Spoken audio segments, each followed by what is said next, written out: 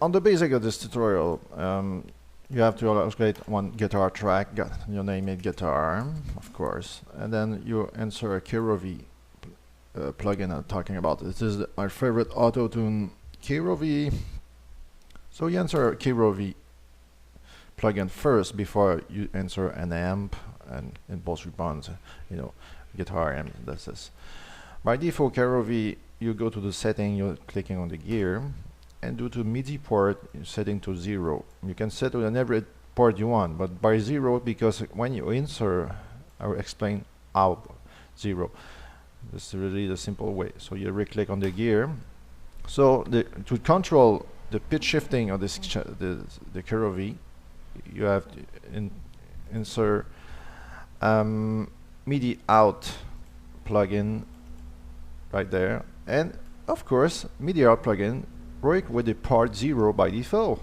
So if you play your note like that, it would control the pitch shifting of your input, the pitch shifting of the KeyRoV. And then you of course you can input your guitar. I use the line in input one of my Marble Prig, so I have a guitar to that, so the KeyRoV working with that. So when you control, you play with the keyboard, your keyboard, you can see that I can control the pitch of the guitar. There's an example of that.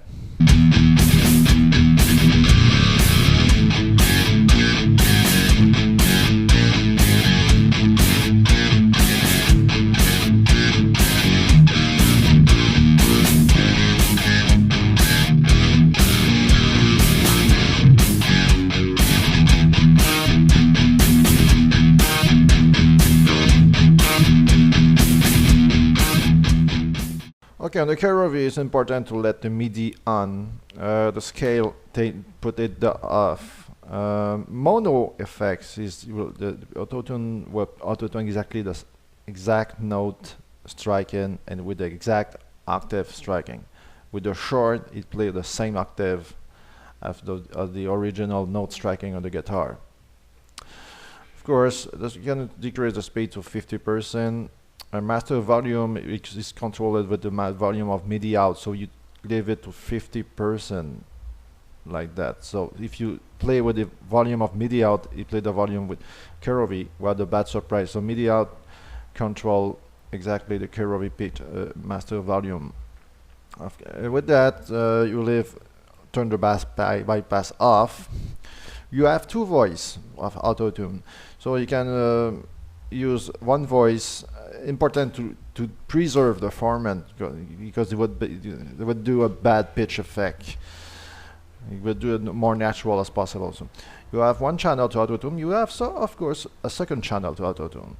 So you can transpose, for example, 7 semitone up, and you do a power chord just by striking just one string on the guitar.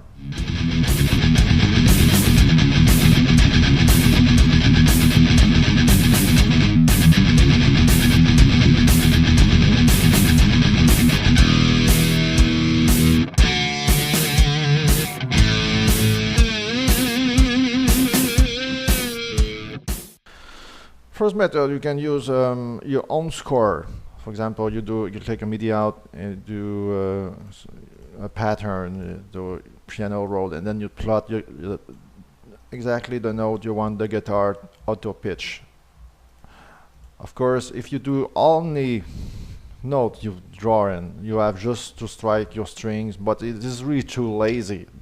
The best part is to be original. So to do your own original note you strike on the guitar, you delete some note and let some space for free notes. So this note with playing, this note is that note you play on the guitar. This note is playing, change the pitch, leave the pitch, change the pitch, leave the pitch.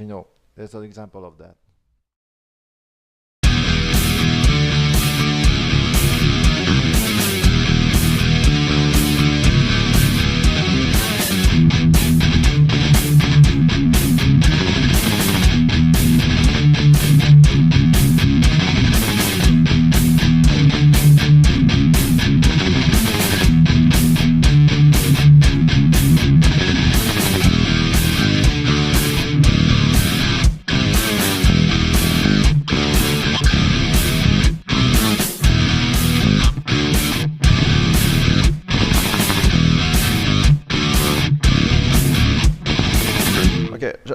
let's see just my example of I use on all my examples. This is my rig. Using a synchronizer, the master track, the guitar, the bass. Guitar I use the KROV, of course. First I need to put KROV fruity chorus for the stereo effect with my setting of all my other tutorial. Pulling region at the amp, fruity convolver with the impulse response of Powerman 5000 Supernova on my band, other band's rig. Use the same KROV on the use line input channel for the guitar and other for the bass, and use the KROV 2 for the bass, and put the bass to -12 to do the bass, you know, pitching minus transpose to -12. So do the bass. You can use, of course, do the other technique. Use an Edison plugin first, just before the KROV when we record the guitar, and then click on play, and then you play your song and you record your guitar there. So you have a raw song, the guitar recorded on it, and then you can drag and drop to the playlist and then route this this audio clip to this track guitar, and then jam with the keyboard, just like another method.